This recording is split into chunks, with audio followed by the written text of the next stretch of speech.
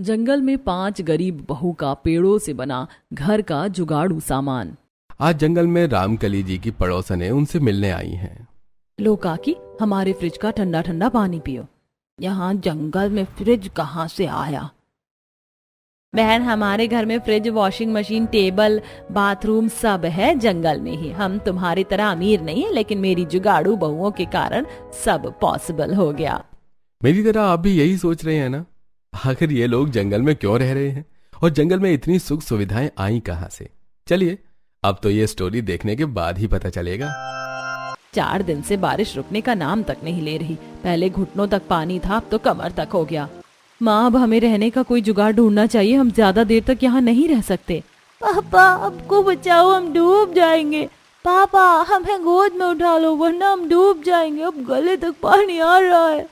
घंटों से ऐसे पानी में खड़े खड़े अब घुटनों में दर्द हो रहा है बेटा। अजय, आप मुन्ना को गोद में ले लो, मैं पलक को उठा लेती हूँ।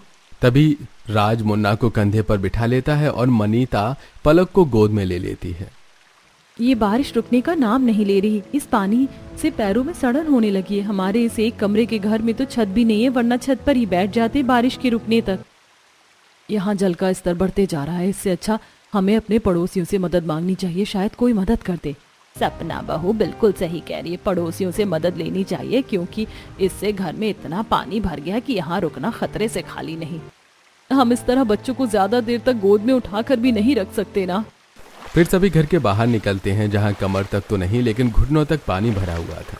कमला बहन, ये बारिश बंद होने तक क्या तुम अपने घर में रहने की इजाजत दोगी? बड़ी मेहरबानी होगी तुम्हारी।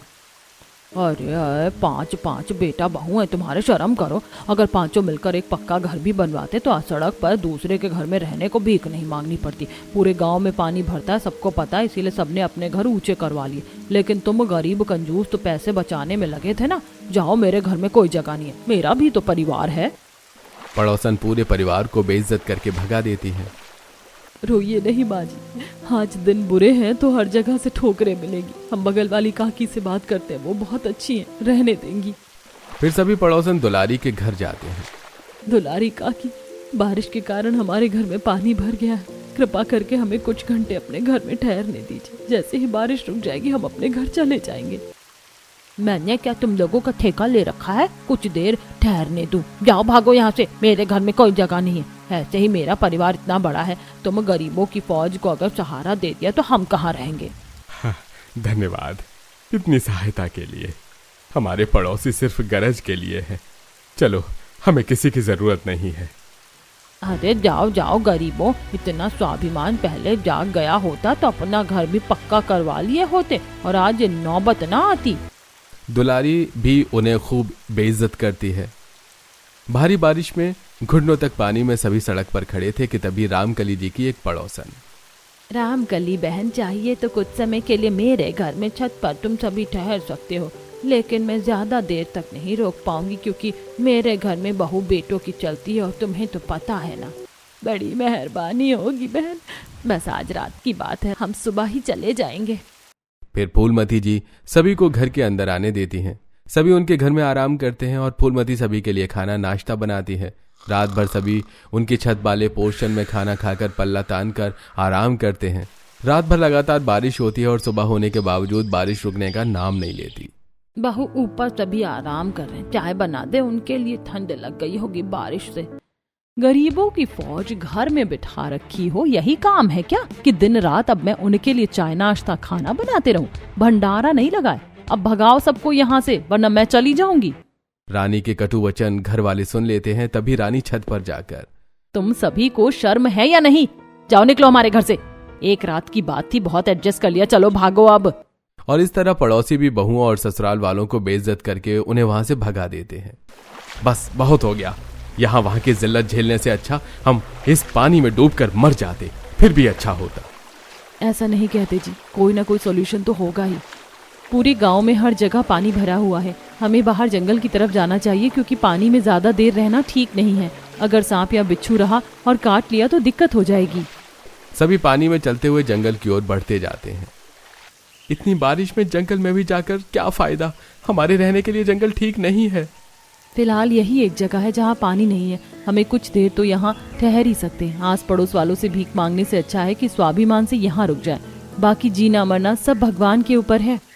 बहू सही कह रही है, हमारा जंगल में रहना ठीक है, यहाँ जंगली जानवर भी नहीं है।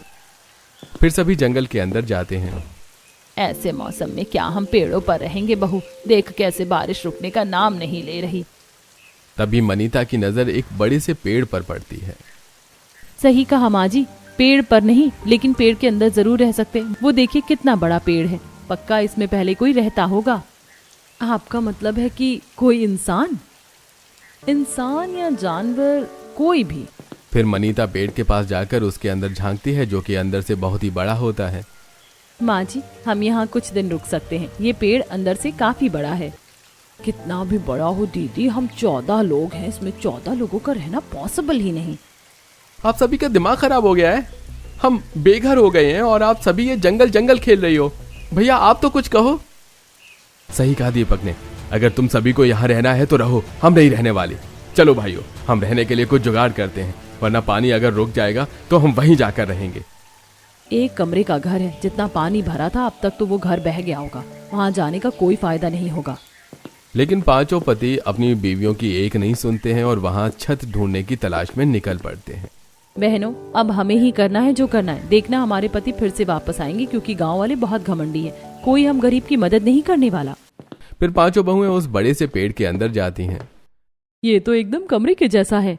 2 लोग यहाँ रहने का जुगाड़ करो, 2 लोग जाकर बाहर खाने पीने की तैयारी करते हैं। फिर जानवी और प्रिया पेड़ के अंदर साफ सफाई करती हैं और बाहर से लकड़ी ले जाकर अंदर मिट्टी का चूल्हा बनाती हैं और एक रसोई तैयार करती हैं। वहीं सास रामकली बड़ी बहू मनीता के साथ मिलकर मिट्टी के बर्तन तैयार करती हैं। ले बहू, बर्तन तैयार हो गए, अब खाना पकाने में कोई दिक्कत नहीं होगी। तभी राधा और सपना जंगल से कुछ सब्जी और फल तोड़ कर लाती हैं। देखो, आज के खाने का इंतजाम तो हो गया, राशन नहीं है लेकिन हम इन सब्जियों को उबाल कर तो खा ही सकते हैं। लाओ दीदी, मैं इसे पका कर लाती हूँ। फिर प्रिया और जानवी सब्जियों को अच्छे से धोकर उसे उबाल कर सभी को खाने के लिए देती हैं। वहाँ पेड़ के अंदर घर बनाकर पांचों बहुएं और सास ससुर आराम कर रहे थे। वहीं पांचों भाई बारिश में दर बदर की ठोकरें खा रहे थे। लगता है हमारी पत्नियां सही कह रही थी भैया, देखो ना, कोई भी हमें रहने का ठिकाना देने को तैयार ही नहीं है। मुझे तो इस बारिश से अब सर्दी लग रही है, हमें जंगल ही लौट जाना चाहिए। मुझे भी अब कोई उपाय नजर नहीं आ रहा है, लेकिन कोशिश तो कर सकते हैं ना। पांचों भाई रात भर बारिश में भीग कर रहने का जुगाड़ करने की कोशिश करते हैं। वहीं पांचों बहुएं आराम से पेड़ के अंदर अपनी रात गुजारती हैं। अगली सुबह, अयो अम्मा रे, मेरा पेट बहुत दर्द हो रहा है, बहुत तेज से आई है। क्या आई है दीदी? झाड़े जाना है, कुशल खाना। यहाँ ये व्यवस्था कहाँ से मिलेगी? बहू एक काम करिए, मिट्टी की हांडी में पानी लेकर यहीं जंगल में कहीं बैठ जा। चीची अम्मा, कैसी बातें करती हो, वातावरण कितना प्रदूषित होगा उससे। यहाँ जंगल में तो वॉशरूम भी कहीं नहीं मिलेगा, मैं खुले में शौच नहीं करूंगी। तभी मनीता पास ही एक बड़ा सा पेड़ का गट्ठर देखती है। राधा, बस कुछ समय कंट्रोल कर लो, मैं जुगाड़ करती हूँ। फिर मनीता पेड़ के गट्ठर को एक नुकीले पत्थर से खोदकर एक कमोड तैयार करती है। अब बस इसके चारों तरफ की दीवार तैयार करनी है। फिर चारों बहुएं जंगल से ढेर सारी बांस की लकड़ी काट कर लाती हैं और उससे जोड़कर टॉयलेट के आसपास की दीवारें तैयार करती हैं और अंदर लकड़ी की टॉयलेट की सीट बिठाती हैं। ये देखो, ये हो गया हमारा टॉयलेट तैयार। जाओ राधा, तुम हल्की हो लो। काफी राहत मिली दीदी हल्की होकर, अब आप सब भी जाकर फ्रेश हो जाओ। फिर एक एक करके सारी बहुएं और सास ससुर फ्रेश होकर आते हैं। एक बात जान लो बहनों, अगर यहाँ रहना है तो हमें बेसिक जुगाड़ तो करना ही होगा, और एक पेड़ के अंदर इस तरह रहना पॉसिबल नहीं है। सारी बहुएं मनीता की बातों पर हामी भरती हैं। वहीं सभी पांचों बहुओं के पति थके हारे बारिश में भीगे हुए वहां आते हैं। क्या हुआ, आप लोगों ने रहने का जुगाड़ कर लिया? हम लोग बहुत गलत थे, रात भर भटके हैं लेकिन कहीं रहने का ठिकाना नहीं मिला। इसीलिए कहती हूँ यहीं सब लोग रहो, मिलकर रहेंगे तो सब हो जाएगा। ये टॉयलेट किसने तैयार किया? हम पांचों बहुओं ने भैया। आप सभी फ्रेश हो जाओ, तब तक हम खाने पीने का इंतजाम करते हैं। पांचों भाई बारी बारी से पेड़ से बने टॉयलेट में फ्रेश होने के लिए चले जाते हैं। बाथरूम तो कर लिए, लेकिन 2 दिन से ढंग से नहाए नहीं बहू। अगर ऐसे ही नहाने का कोई जुगाड़ हो जाता तो मजा आ जाता।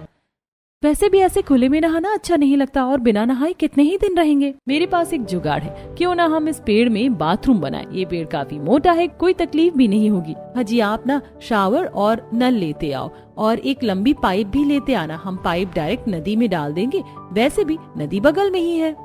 ठीक है। फिर राज विवेक के साथ नल लाने के लिए बाजार जाता है और बाकी के 3 भाई जंगल से बांस की लकड़ियां काट कर उस बड़े से पेड़ के ऊपर एक और घर बांधने लगते हैं। वहीं बहुएं पेड़ में नहाने के लिए बाथरूम बनाती हैं। ये लो, मैं नल ले आया। लाओ भैया, मैं इसे फिट कर देता हूँ। फिर दीपक नल और शावर बाथरूम में फिट कर देता है और सोनू पाइप का एक सिरा नदी में डाल कर आता है तो दूसरा सिरा नल से जोड़ देता है। अरे लो, हो गया नहाने के लिए पेड़ में जुगाड़ू बाथरूम भी तैयार। मैंने तो कभी सोचा भी नहीं था कि मेरी 5 बहुएं इतनी जुगाड़ू है।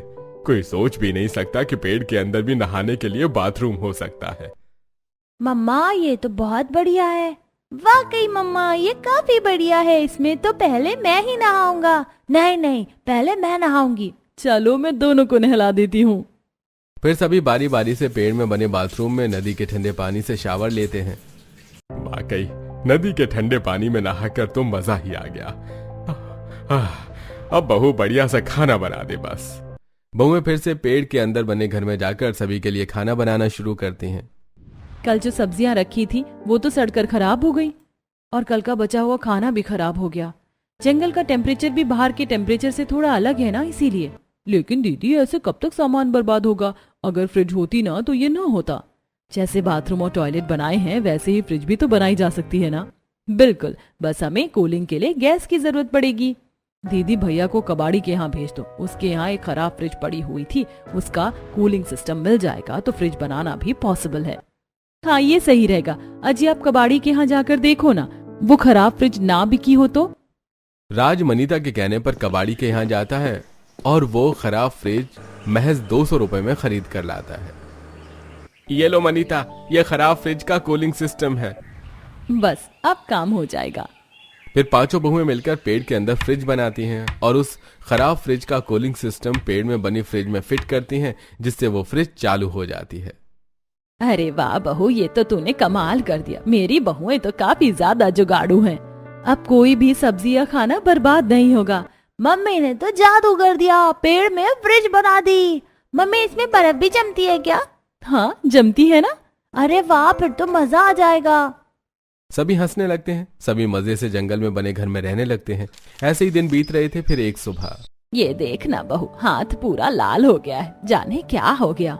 माँ जी मेरे भी पीठ में रैशेस हो गए हैं। मुझे लगता है पेड़ के अंदर खुरदुरी लकड़ियों पर सोने की वजह से हो रहा है ये सब। हाँ, मेरे भी पूरे शरीर पर लाल लाल हो गया है। दीदी क्यों ना हम जंगल में जो कटे हुए पेड़ों के जो गट्ठर है उससे बेड बनाए, वरना ऐसे ही शरीर लाल होती रही तो डॉक्टर का खर्चा बढ़ जाएगा। हाँ सपना सही कह रही है दीदी, हमें बेड बना लेना चाहिए। वैसे भी यहाँ बहुत सारे कटे हुए पेड़ों की लकड़ी के गट्ठर पड़े हुए हैं। फिर 5 बहुएं मिलकर अपने पतियों की मदद से पेड़ों के गट्ठर से बेड तैयार करती हैं और रुई के पेड़ से रुई निकाल कर उसका तकिया बनाती हैं। अरे वाह मेरी बहुओं, जियो, तुम लोगों ने तो कमाल कर दिया। अरे वाह मम्मी, ये तो काफी आरामदायक बेड है। हमारी जिंदगी तो गांव से अच्छी यही है, यहाँ सुकून भी है मम्मी, और लाइफ भी कितनी अच्छी हो गई है। मुन्ना सही कह रहा है, और गांव के घर में तो कभी हमें इतनी सुख सुविधा नहीं मिली जितनी यहाँ है। आप लोगों के जुगाड़ के कारण ही ये सब पॉसिबल हुआ। अब 5 बहुएं पेड़ से बने घर में खाना बनाती हैं और उनके पति जंगल में लकड़ियां काटते, जिससे उनका गुजारा होता। हमारी रोजमर्रा की जिंदगी तो अच्छी बीत रही है, लेकिन हमें कुछ ऐसा करना होगा जिससे हम कमाई भी कर सके, ताकि आगे चलकर एक अच्छा घर ले सके। आखिर कब तक हम यहाँ जंगल में लकड़ियों से बने घर और सामान के बीच रहेंगे? दीदी इसके लिए तो मेरे पास एक आइडिया है। क्यों ना हम बाजार में लकड़ी से खिलौने बनाकर बेचें और लकड़ी से अलग अलग तरह की वस्तुएं। इससे हमारी कमाई भी शुरू हो जाएगी और हमारे पतियों की मदद भी। हाँ, जानवी का जुगाड़ तो काफी अच्छा है। अब 5 बहुएं सुबह जल्दी उठकर पहले अपना काम निपटाती और जैसे ही हर काम से फ्री होती तो खिलौने बनाने में लग जाती। 5 मिलकर ढेर सारे लकड़ी के खिलौने बनाकर उसे बाजार में बेचकर आती, जिससे उन्हें अच्छे पैसे भी मिल जाते।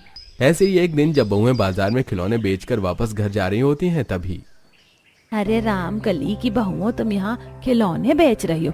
लगता है तुम्हारी हालत अभी भी खराब है। बताओ कौन से सिग्नल पर मांगने का काम शुरू किया है? अरे बाजार बाजार घूम कर डाका डालने का काम शुरू तो नहीं किया, लगता तो ऐसा ही है। अपने जैसा समझा है क्या काकी? हमारा लोगों के घरों में डाका डालने या तिरछी नजरों से देखने का काम नहीं है। हम फिलहाल जंगल में रह रहे हैं, आओ कभी हमारे घर। पांचों बहुएं इतना कहकर वहां से निकल जाती हैं। जंगल में रहती हैं, कह तो ऐसे रही हैं जैसे जंगल में बंगला बना लिया इन गरीबों ने। जाकर देखते हैं कौन सा बंगला बांध लिया इन्होंने, वहां जाकर इनकी इज्जत की धज्जियां उड़ा देंगे। फिर तीनों औरतें जंगल में बहुओं का घर देखने के लिए जाती हैं। कहाँ रहती हैं ये पांचों कलमुही? अभी तक तो दिखी नहीं है। तभी मनीता को तीनों पड़ोसने सामने से आते हुए दिखती हैं। आओ आओ काकी, हम यहीं रहते हैं। हमारे पेड़ घर के अंदर चलो काकी, हम आपके लिए खाने पीने की व्यवस्था करते हैं। ये लोग सच में जंगली हैं, जंगल में जाने कैसे रहते हैं। तीनों मुंह बनाकर पेड़ से बने घर के अंदर जाती हैं। आओ बहन बैठो। ये घर तो अंदर से काफी बड़ा है और यहाँ सोफा कैसे आया? ये तो मेरी बहुओं ने बनाया अपने जुगाड़ से। वो देखो बेड भी बहुओं ने ही बनाया है। तभी सपना तीनों बूढ़ी पड़ोसनों के लिए फ्रिज का ठंडा पानी और ठंडी ठंडी रसगुल्ले लाती हैं। ये रसगुल्ले इतने ठंडे कैसे हैं? इतनी देर में तुम बाजार से भी नहीं ला सकते। ये तो मैंने अपने कोमल कोमल हाथों से बनाई है। खाओ आंटी जी, शर्माओ नहीं। इतना ठंडा पानी कहाँ से लाई तुम? अपनी फ्रिज से दुलारी काकी। वो क्या है ना, हमें पता था कि आप आने वाली हो और आपको तो ठंडा पानी पीने की आदत है, इसीलिए मेरी पांचों बहुओं ने मिलकर फ्रिज बनाई है। चलो दिखाती हूँ। फिर सास तीनों बूढ़ी औरतों को फ्रिज दिखाती हैं और वो तीनों फ्रिज देखकर काफी हैरान होते हैं।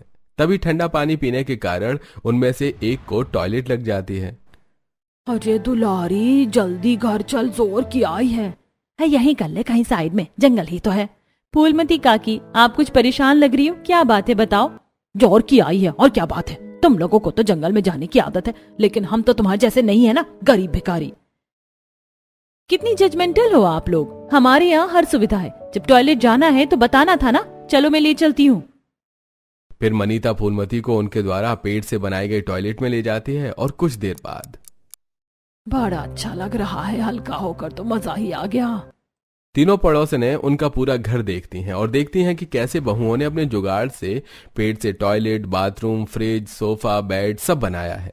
ये देखकर उन्हें एहसास होता है कि वो उन्हें जज करने में कितनी गलत थी।